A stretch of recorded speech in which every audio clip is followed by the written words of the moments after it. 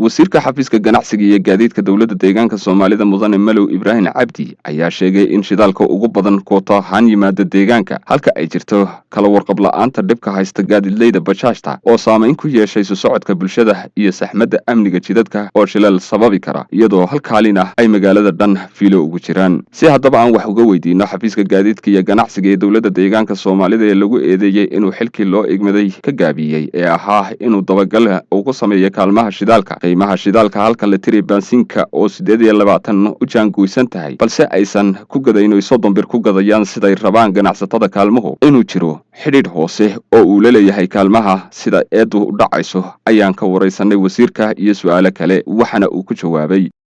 shidaal yari wax la horta ma jiraan hadda dhibaatada xagga baansiilka weeyaan xagga baansiilka soo yar deegaan macna soo gala deegaankeena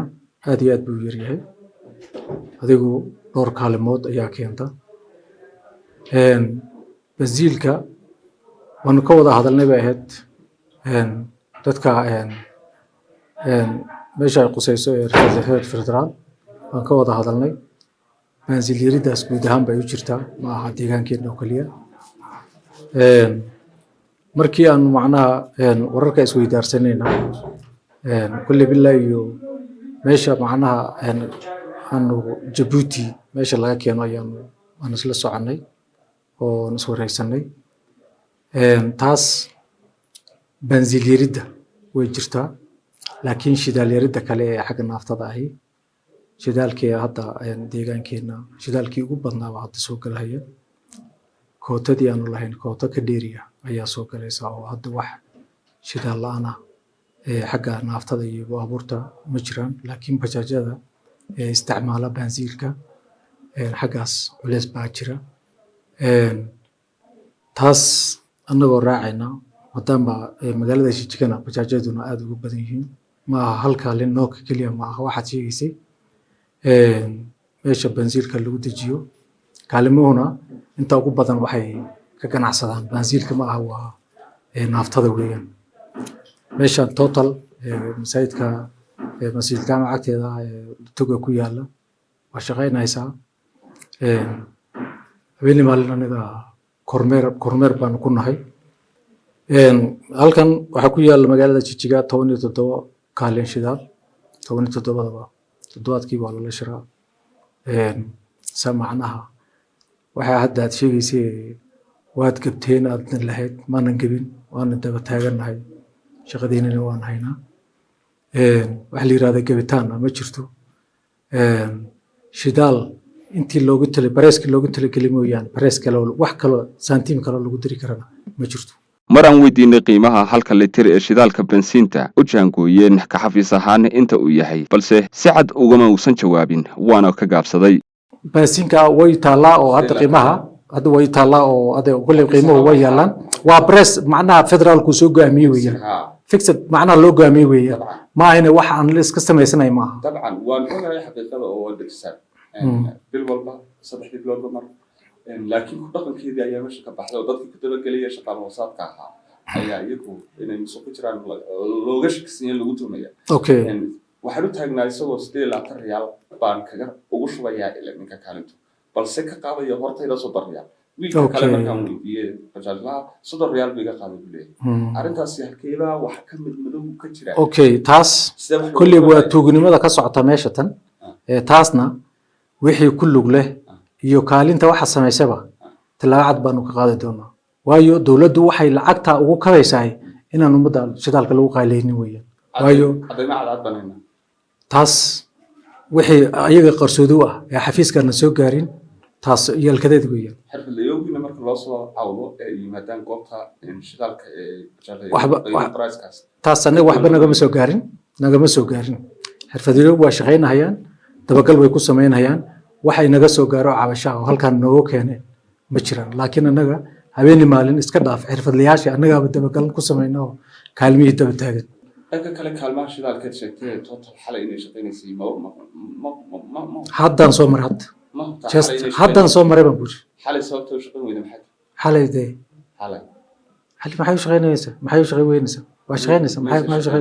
ya maysan shaqaynayn taas hadda kulliba anigu hadda waxaan ka warqabno walaa haddadan aan soo maray way shaqaynaysay hadda iyadoo shaqaynaysaan kasoo tagay meesha waa meesha la yiraahdo baansiilka culayska jira waa baansiinku sidoo kale waxaan weydiinay bal inay wax ka og yihiin kaalaysiga kaalmaha shidaalka oo midba maalin adeeg bixisa shidaalka iyadoo loo igmaday sharci ahaan inay 24 saac adeeg bixiyaan xeer hoosaadka shidaal ay samaysteen ee aan anagu la soconahay ma jirto laakiin tara wax la dhahay anagu xafiis ahaan wax ilaahay buraan ka warqabno malaha 24 hours waa inay kaalmuhu shaqeeyaan halku muxuu yahay dad halka horta maxay baansiilku guud ahaan wasaan ku sheegay uu yar yahay deegaan ahaanba uu noo yar yahay halka hadda waxaan isla kaashanay xubnaheena heer federaal ee meesha jooga in macnaha kootada aanu leenahay lagu soo kordhinayo kootada aanu leenahay ee baansiilka in lagu soo kordhinayo ayagana waxay noo sheegeen guud ahaanba in yaraaniga ay ka jirto baansiilka yaraantiisa ay ka jirto soo galitaanka wadanka ee naftadu laakiin wax macnaha yari ma jiraan shacabka isticmaala bashaashta gaadiidka u badan gaadiidka bashaashta u badan yar yar ee deegaanka Soomaalidu baahi weyn u qabaan dhibaato ayaa ka soo gaartay marka ay sanad dhacdo xalay waxaan u taagnay gaadiidkii bashaashta oo maraya sicir barar ku dhacay koror qofka qaado waxay saameyn ku keentay shacabkii xabashooyin laftirkooda wareysiyaha ka qaaday ma intii uu joogay baa lagu kordhinaya intii uu joogay baa lagu kordhinaya ma shidal qiimihii baa lagu kordhinaya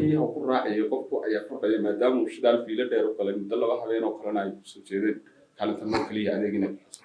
caqabadeedana leh arrintaasina ay nagu soo qaarkood hay soo jeedinayaan in ay sida hadalka u dhigayaan aad gacan leedin kaalmaha maxaa ka jira arrintaas oo sidee baan macnaha gacan saar u leeyahay waxaad kala ogtihiin baa yiraahdeen inay tareystaan ma inay macnaha ummadda ku kordhiyaan baan gacan saar ku leeyahay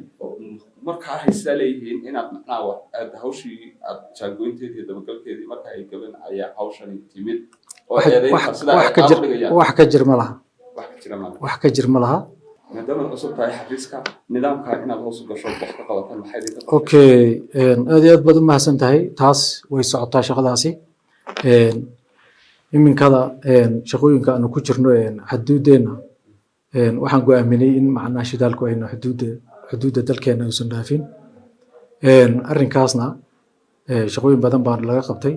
hadda howlgalkii wuu socdaa ayagoo macnaha ciidamadeena nabadgelyada suga aan la kaashanayno maadaama ay ciidamadu meel kasta taagan yihiin booyad kasta oo xuduudda kasii gudbaysa inay isla markiiba ay soo qabtaan booyadaha hadda ka baxaya ee gobollada iyo degmooyinka u socdana kaalmaha ku yaala